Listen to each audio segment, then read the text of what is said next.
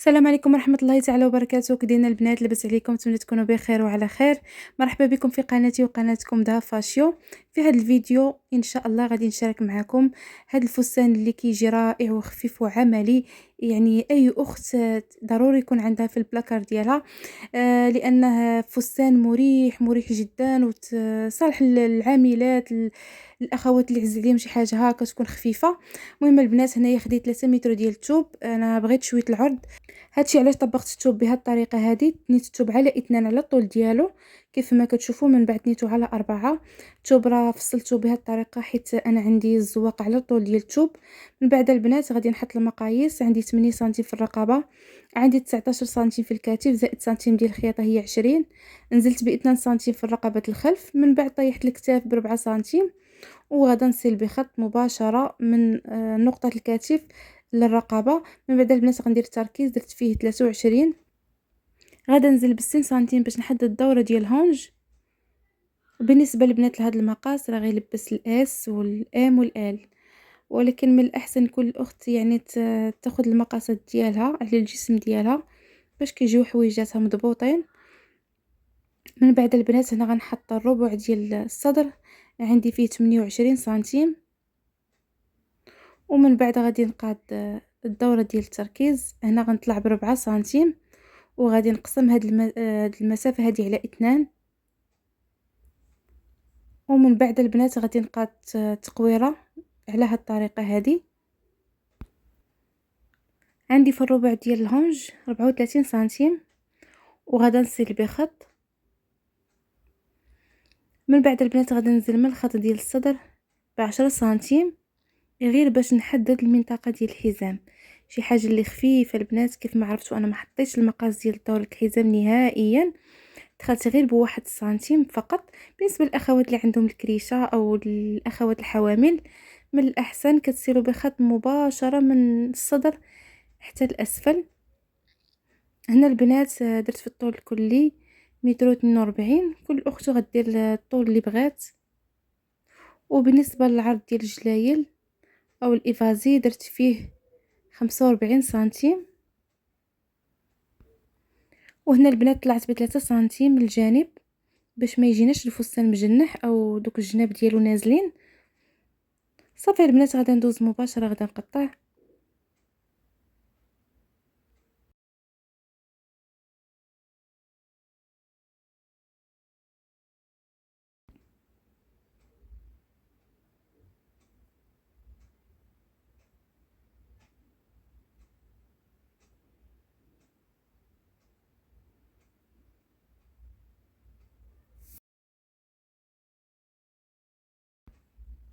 هنا البنات غادي نعدل في الامام. غادي ندير الرقبه على شكل في، نزلت هنا ب10 سنتيم صافي، وغادا نصل بخط مباشره.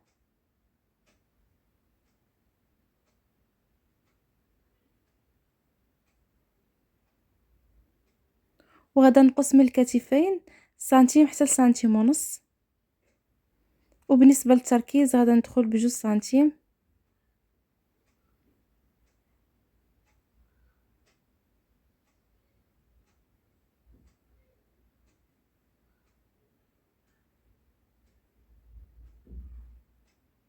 من بعد البنات غادي نقاد هنا التبطين ديال الامام وديال الخلف. راه البنات هاد الفستان ساهل دغيا كيتفصل دغيا كيتخيط، ما فيش شي حاجه اللي صعيبه.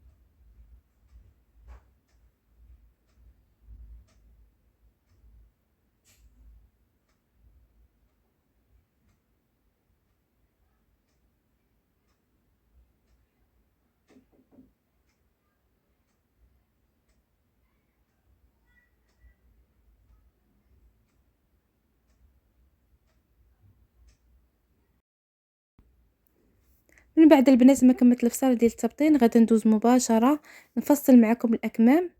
غادي ناخذ هذاك الثوب اللي بقى ليا وغادي نقادو من الجهه اللي كتكون الثوب اللي عندي فيه قصير، يعني ما فيش العرض بزاف، غادي نفصل منه الاكمام. والجهه اللي كتبان ليا فيها الثوب كتير غادي نخليها نقاد بها دوك الباندات اللي غادا تكون فيهم الكشكاشه، غادي تشوفوا معايا في الاخر ان شاء الله. هنا البنات غادي نقاد الثوب. هنا البنات كتحطوا المقاس اللي نزلتو به في التركيز، انا عندي هنا 24، من بعد هبطت ب 13 سنتيم وكنسل بخط. من بعد البنات كنقيس هاد المسافة كنقسمها على 2 ثم على 4،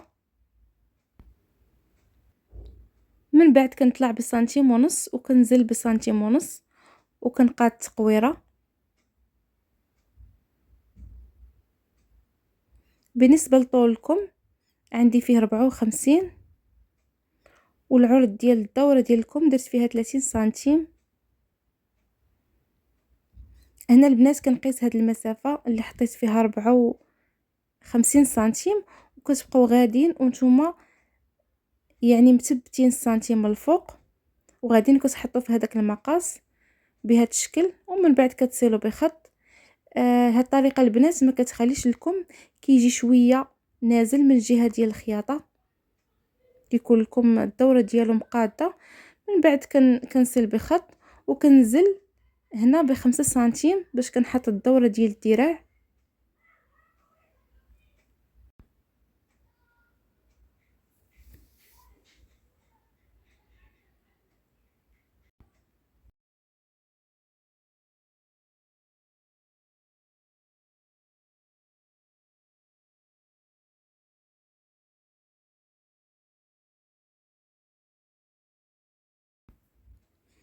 هنا البنات غادي ناخذ هذاك الثوب اللي بقى ليا وغادي نفصل هذوك القطع اللي قلت لكم من قبل. كيف ما كتشوفوا البنات زدت 12 سنتيم اللي غتكون خاصه للكشكاشه. غادي نقاد الثوب ومن بعد غادي ندير في العرض ديال القطعه 10 سنتيم.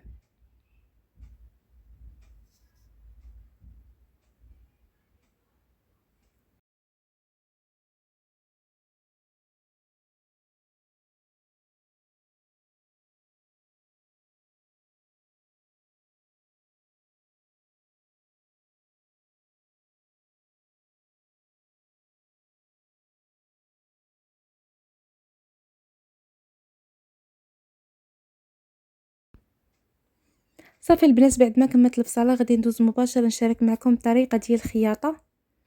غادي نشارك معكم البنات غير بهذه الطريقه هذه، حيت هذا الفستان هذا ساهل في المونتاج، يعني ما فيه شي حاجه اللي صعيبه. هنا البنات خديت القطع بجوج وغادي نخيطوهم من الكتفين، ومن بعد غادي نخيطوا هاد التبطين كيف ما كتشوفوا البنات. هنايا درت السورجي للقطعتين من الكتفين وسورجيت حتى التبطين وخيطناهم كيف ما قلت لكم من قبل. وهنا غادي ندوزو نمونطيو بهذه الطريقه، غادي نديرو الوجه ديال التبطين على الوجه ديال الفستان وكنثبتو الخياطه مع الخياطه باش كتجينا الخياطه مفينيه. من بعد كنخيطو هذيك الدوره ديال الرقبه كامله، ومن بعد البنات ما خيطناها كنكرانيو، ضروري ما تكرانيو الدوره ديال الرقبه، ومن بعد غادي نقلبها.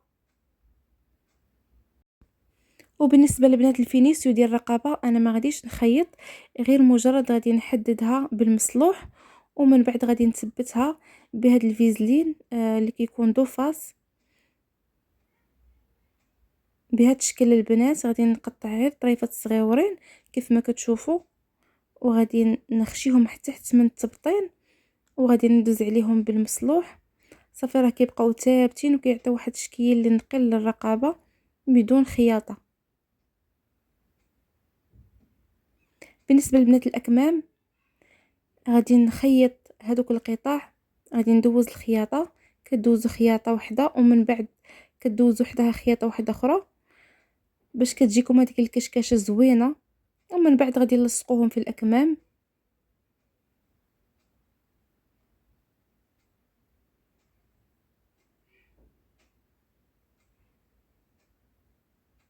هنا البنات بعد ما خيطناهم كيجيو على هذا الشكل هذا، كيعطيو واحد الشكل اللي زويون. ودوزت ليهم حتى السورجي باش تكون الخياطه نقيه. صافي البنات هنا غادي ندوز نخيط، غادي نمونطي الاكمام.